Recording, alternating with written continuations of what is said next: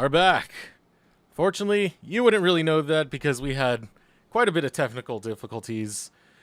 But finally, we got something working, something going. This game was supposed to be live, unfortunately, due to some complications. We have to have it as recorded, so thank you for joining us on the YouTube channel. This is Orion Gaming versus North Carolina State University, and we did already catch game one, and it was an absolute stomp. NCSU dominating Orion Gaming, and what was a very quick 25-minute game. Just complete control, complete desolation for Orion Gaming. But enough about that. Caster's here. I'm your caster of the day, Deserox, followed by my co-caster, Tamed, and take it away, Tame. I'd say there was no glimmer of hope in that game. I know for everybody just tuning in, you missed it, but I believe, what was it, a 22-4? Or was it 26-4, actually? I think it was at the very end. They just kept wrecking them in the base. But yeah, it's just very little glimmers of hope. Honestly, you guys didn't miss a whole lot. NCSU does have a 1-0 lead here in the best of three. We're going to get into the game here in just a second. The one thing that I did like about the draft as we were watching it there was that they did draft to prevent them having the Zaya Rakan, so they split them amongst the teams. If you don't mind, I will go ahead and introduce Orion Gaming here really quickly. We have Dinka trying to not flame in the top lane. He's doing his best. Anchor trying to hold it down at the bottom of the elo in the jungle.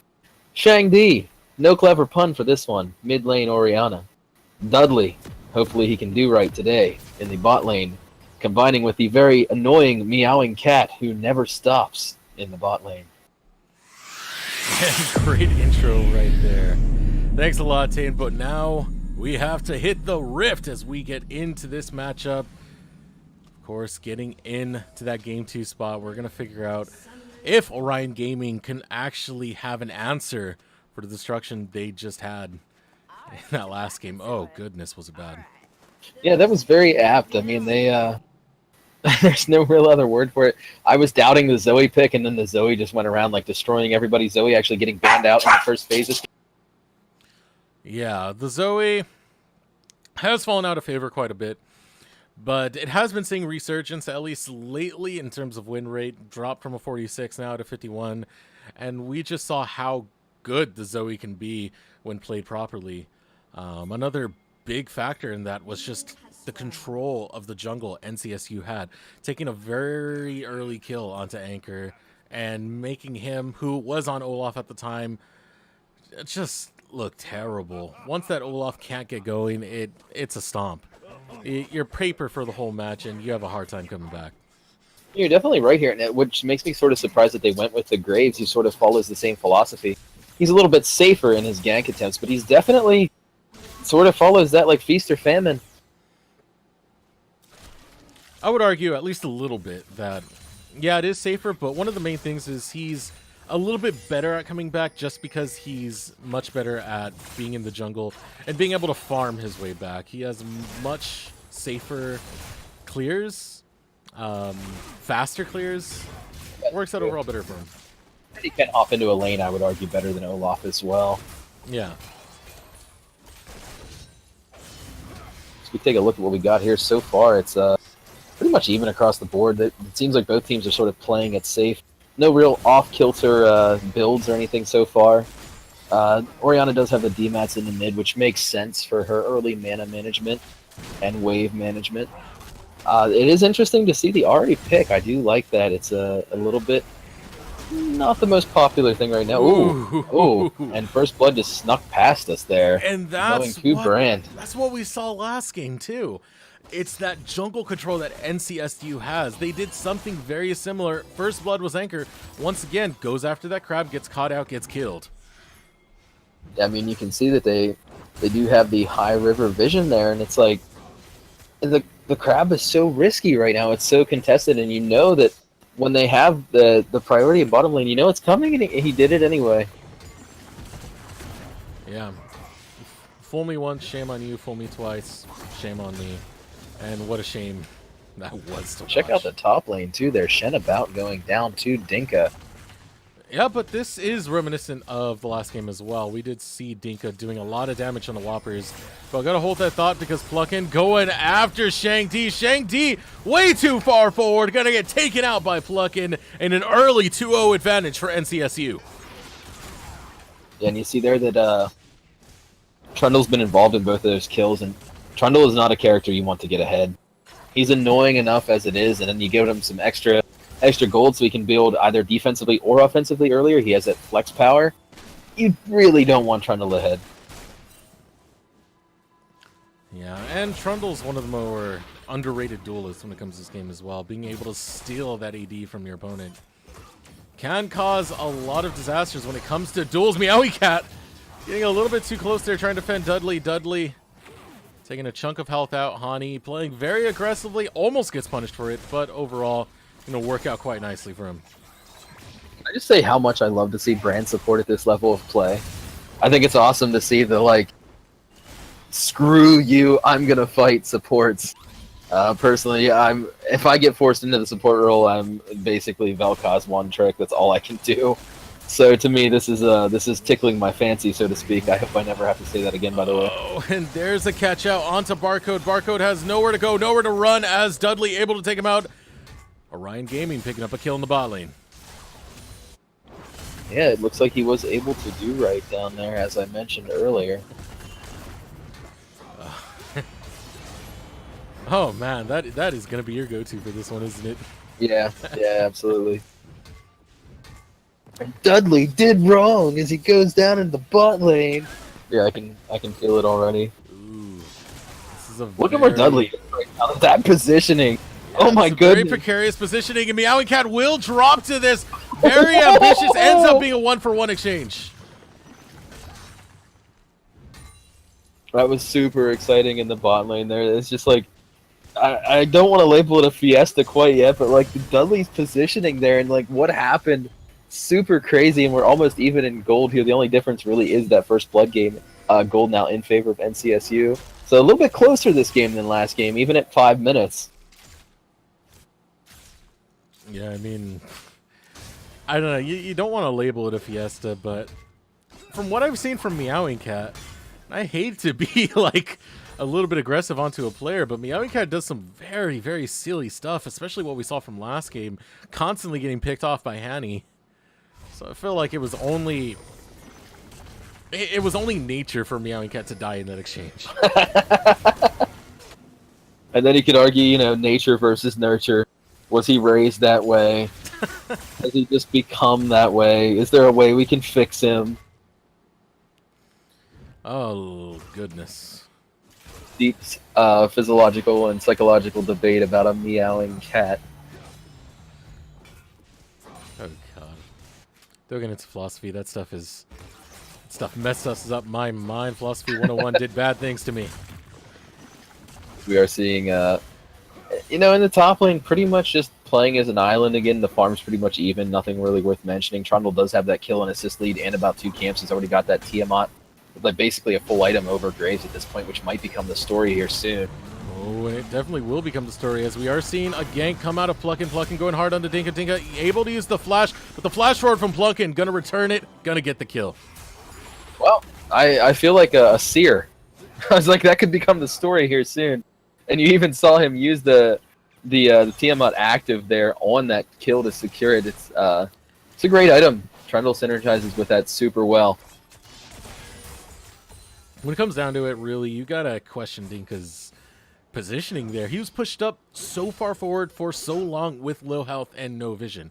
And no talk about where the... how'd Anchor get there? Is he just trying to get executed? Yeah. Huh. I kind of missed that one. I mean, not really sure about the logic behind it, but hey, he got executed, so no big, I guess. Yeah. Don't lose the gold. Maybe he went too far into the jungle, got a little bit scared. I'm pretty sure I saw Pluckin in the top side of his jungle, so I'm not sure why. Yeah. Strategic inting is sometimes the best inting, though. Well, this is a VOD, so if you want to find out for us, go ahead and rewind this. Yeah, you know what? Why not? There's Pluckin going aggressive on a Meowing Cat. Meowing Cat permanently with sub half health in this game, pretty much. But Meowing Cat going hard on the Hani, wants some vengeance after all those trades from game 1, and finally gets it as Dudley takes out Hani. All right, so I figured it out. If you're still interested at this point, basically, Ari had a control ward in the jungle. Graves went in there and tried to steal a camp. You can still see the control ward. It's up at this moment. Graves tried to steal the camp.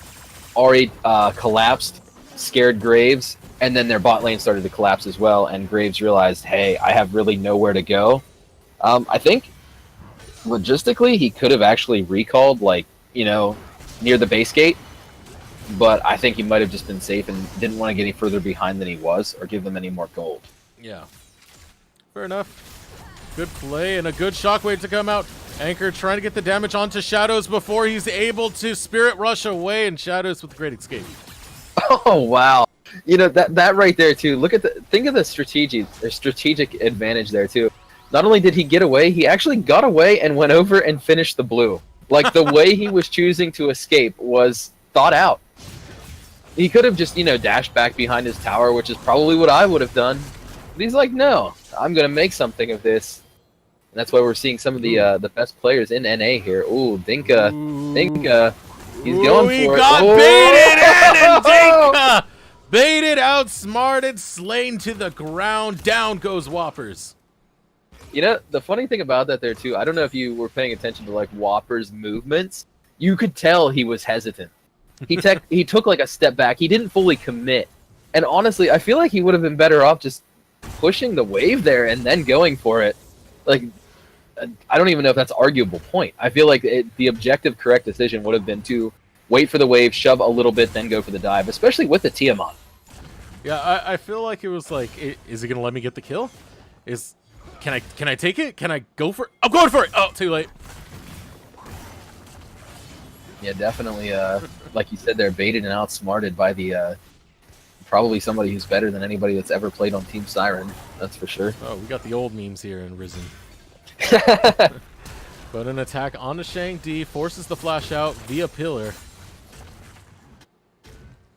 Man, this Trundle is everywhere. Pluck and Penguin, just covering so much ground. And to note though, so far Orion are doing much better than they did in game 1. They are tied in gold at the moment with no objectives given up other than the Infernal Drake. But here we go, aggression coming out of Shadows. A beautiful combo comes out to take out Shang Di. Showing you how it's done. That was an Ari play if I've ever seen one. Goodness sakes. Is it just like so cohesive with all their ability use there, and just the burst was beautiful. It was so fluid. Yeah, and just letting the charm come out last just to confirm the kill. But we do have a collapse going on to the bot lane. Shadow able to land onto Dudley. Dudley gets chunked out. Anchor deep into no man's land right now. The attack is onto Anchor. They're going to pluck him down. And now a double snare to come out from Barcode. Is he going to find the kills he needs? He picks up one and walks away with the focus being on the tower. So from an analytical standpoint there, Hani really was brilliant there with that brand ult. He gave Anchor nowhere to go. That's why Anchor ended up there, because he busted out the ult. And if Anchor chose to follow his team there, he would have got the full 5 bounce instead of the 3 bounce. So Anchor, again, they're just like shutting down that jungle position with a brilliant, possibly unintended 200 IQ play there coming out of Brand. And I just finished saying, like, they're not doing that bad as they did last game. Up 2K. That was it. That was like a 2.5k gold lead out of nowhere. Yeah, I just feel like it's, honestly, like, right now, I feel like they have a pretty heavy mechanical advantage in most of the game, but what's really getting me is more like the macro, like the collapses being exactly when they need to be. It's like, yeah, they're laning, they've messed up a little bit here and there, like giving up the solo kill and stuff, but when their team needs to make a decision and make something happen, they're fantastic at it. And it looks like they might actually be just lane swapping top here because they already got the tower, which is definitely going to shut down Dinka's farm. Oh! Literally 10 units of space from another kill there, and a lot or of another aggression. possible kill. Shockwave misses. Shadow's going to stay alive for a little bit longer. Sand United's going to go out. One more Spirit Rush forward. Will Whoppers choose to go for the dash? Doesn't land it. Meowing Cat able to dodge that just in time. Anchor's looking to come around the corner and bring back the vengeance. Bring it hard. Bring the pain. It's not going to work out because Meowing Cat goes down as nature would will it, and a double kill is picked up by Shadow Visions as they go hard onto Dudley in the bot lane. Deleted from the game is Dudley. Oh my goodness, they just did Dudley wrong. That was dirty. I'm drinking water. That was Dudley doubly dirty, man. Jerk, I was drinking. Wow, and just opening it up from a 4-4 to a 10-4. It's almost like they just make this conscious decision to be like, okay, this is when we start winning. Like, hey, ADC, you just hit a power spike, which is actually true to what happened there. Zaino has the completed Essence Reaver and just, some basic boots for mobility. Just to, not of mobility, but for mobility. And they're like, you know what, I have an item. Let's start fighting. Oh, they choose their fights quite well. As Dinka chooses this fight into Whoppers, we're going to see who takes this one as Whoppers able to dash away, get some harassment in. Once again, we go back to the wet noodle fight. Yeah, I'm not really a fan of that use of that Jhin ult there. I get what he was going for, but I just feel like it was like poor in execution. Like right now, if he still had that ult, he could open that up right now and save Anchor. Well, Anchor's going to get away. But look at the position that they're in now. I feel like just the use of that ult there a few seconds ago was definitely a poor decision. Yeah, they were trying to set up for that behind the tower dive. Unfortunately, unable to find it. The aggression, you can just see how aggressive NCSU is. They love to try and find these very, very quick tempoed fight after fight after fight. Doesn't matter the position, as unorthodox as it can be, it doesn't matter because, God, does it look good. And this Herald is going to be huge for them. I don't really see, no, they're in no position to contest it here with 3 members. Shen should have, does Shen have his ult back? Yeah, let's check on that. No, it does not. Yeah, he'll have it soon, yeah. So, I mean, there's always the threat there, and I mean, uncontested Herald, that's huge for their advantage here. They could honestly just take it anywhere, drop it down, secure a Drake. Oh. And Call the Forge God goes out, manages to knock up 2. Dinka's gonna choose to pursue this, but regrets it, flashes out immediately after. Doesn't want to get caught by the Feather Storm. Meanwhile, Dudley getting caught out by Whoppers, able to get that 4th shot, the speed boost, and walk away. Yeah, Anchor, again, just with the poor positioning, he's down almost 20 farm now, and he's still down, that Tiamat. And there is the Herald, which I assume they're also going to use here to secure the Drake. Oh, they want to secure kills as well. Here comes a big slam onto the tower. Takes out almost all the health. They have to forfeit this tower. Unless he can get the eye, there's no way you're taking that Rift Herald down easy. But here we go. Caught out is Dinka. Dinka about to get dunked. Out goes Meowing Cat. Able to get the quickness on quite a lot there. It's not working out too well for them just yet. NCSU still have the kill advantage. Curtain Call opens up and a stun onto Dudley. Over the wall comes Shadow and he takes out Meowing Cat. And there we go. The pain brought in by Hanny. Unable to get the kill just yet. Ticking down is Dudley. He will survive. Hanny, on the other hand, still trying to get damage in. Now Shang D's caught out. Having to use the flash to get away. Anchor wanting to press the advantage, wanting to press the power, wanting to get them off this tower. A lot of low health bars means retreat for NCSU, but they claim 2 before walking away. My goodness, their Shadow Vision's play is so clean. It's like he was born to be Ahri on this day. Like, he's probably on the other side of his computer screen right now, like literally dressed as Ahri, and has like a shrine in his closet, like dedicated to Ahri, like a body pillow. Ideas, and like I predicted there, they were going to go for the Drake after the Herald, and it's like, at this point, are you seeing 20-minute Baron? Because I'm seeing a 20-minute Baron.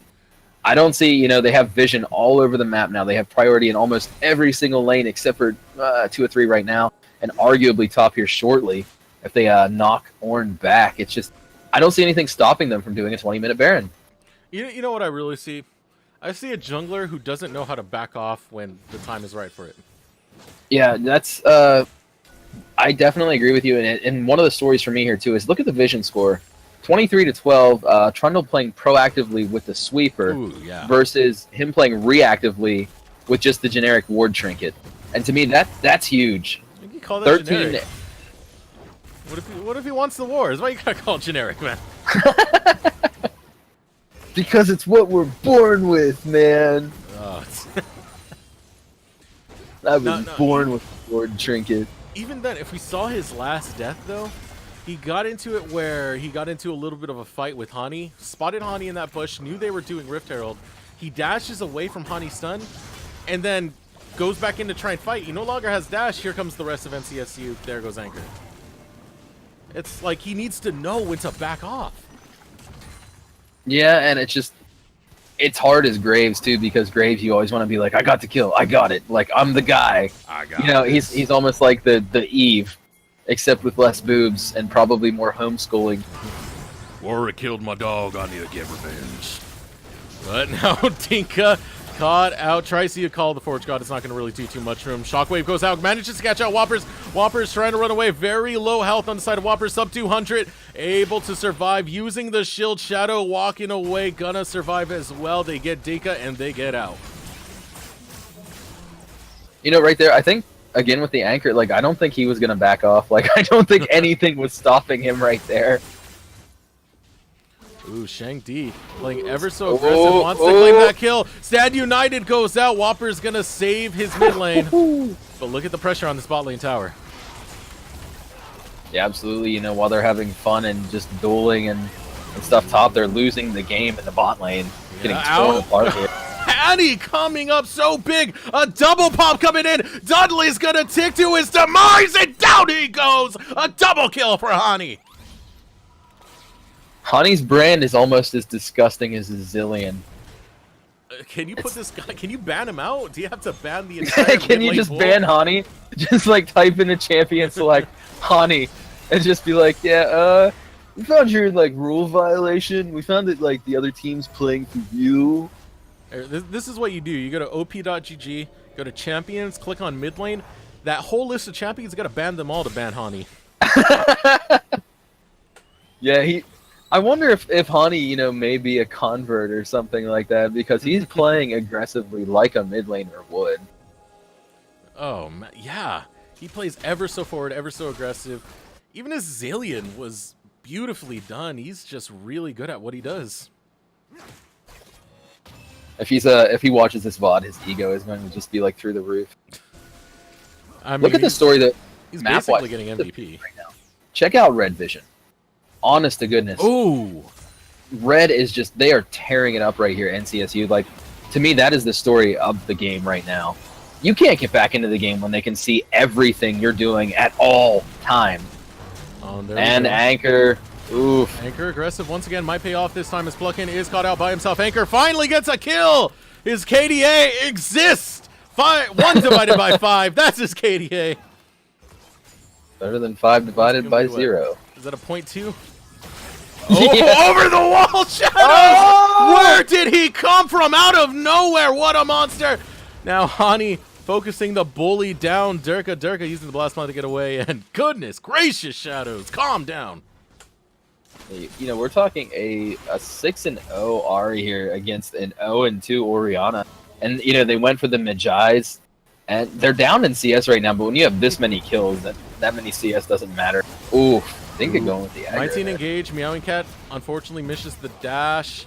Has to back off. Shang Di getting just chunked away by this tank named Shen. I was gonna say, and here's Hani too. Look at this. Look where Hani is. Anchor ticks away and drops some Shadows over from behind once again out of nowhere. Barcode taking down. Oh! Look at Orion as they drop bit by bit as NCSU sends them back to Skull. Only Dudley left in that fight, able to flash over the wall and survive, but comes back to meet his demise. The Barcode plucking, looking to pluck one more kill. The ultimate finishes him off, and that's the ace picked up for NCSU. And the disconnect. Yep, that's gonna be it. Wow. The rage quit there out of Dudley, I suppose. That's he didn't do right by his team at all. Oh. Yeah, there's so much going wrong with what we just saw Orion do. They don't know how to play from behind. They don't know how to stop. The brake pedal's right there. Just slow down a little bit. Stop giving them so much gold. Yeah, definitely there. I mean, Dudley was really the only player on their team that got any sort of like kill momentum whatsoever. But I mean, goodness sakes, look at for me, one of the cool stories there, look at Hani making more gold than their ADC. Brand making more gold than Jin with 19 CS. I mean, Hani just showed us a systematic destruction of an entire race of people right there. That's a Like, 7.0 they just don't KDA exist on the anymore. support. Yeah, they just don't exist anymore. And again, like, damage champs, I know Brand is sort of one of those, like, ha-ha, me do damage champs, but still 15,000 to his Zaya's less than 9,000. That's extremely impressive. So, you know, series MVP, no question, goes to Hani there. Oh, yeah. He destroyed them there with the off-kilter picks. You know, he's like, I'm not just going to sit here and be an enchantress or enchanter. I'm not going to sit here and be an ardent shield bot. I'm going to win the game for my team. So mad props. You were very fun to watch. If you check this out, mad props from me. Yeah, he put on the Infinity Gauntlet and did his work. Absolute brilliance coming out of Hani. Well-deserved MVP, but on that note, we are going to close out this cast. NCSU 2-0 slaughter of Orion Gaming. And that does it for this week of Champions League. For the desk, I am Desirux, followed by my co-caster Tamed. Bye, guys. And have a good one.